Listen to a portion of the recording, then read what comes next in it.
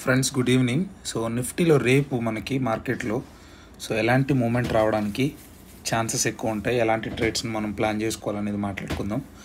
మనం చూస్తున్నాం కదా, ఈ ఏరియా వచ్చేసరికి మనకు పొటెన్షియల్ సెల్లింగ్ జోన్ అనమాట. ఓకేనా.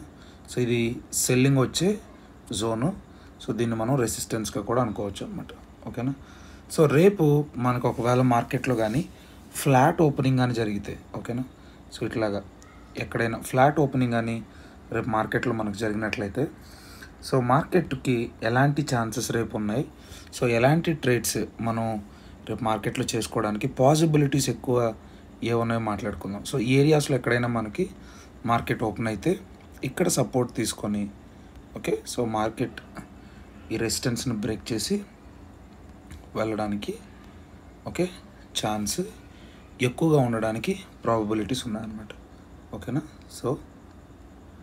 Call set. అందుకని చెప్పి రేపు మోస్ట్ పాసిబుల్లీ మనకు ఏ ఆపర్చునిటీస్ రావడానికి ఛాన్స్ ఉంది,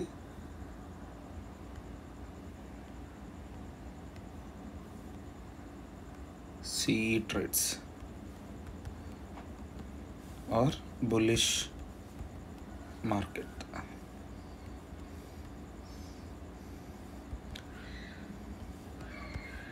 ఓకే. ఇది చూడాలన్నమాట.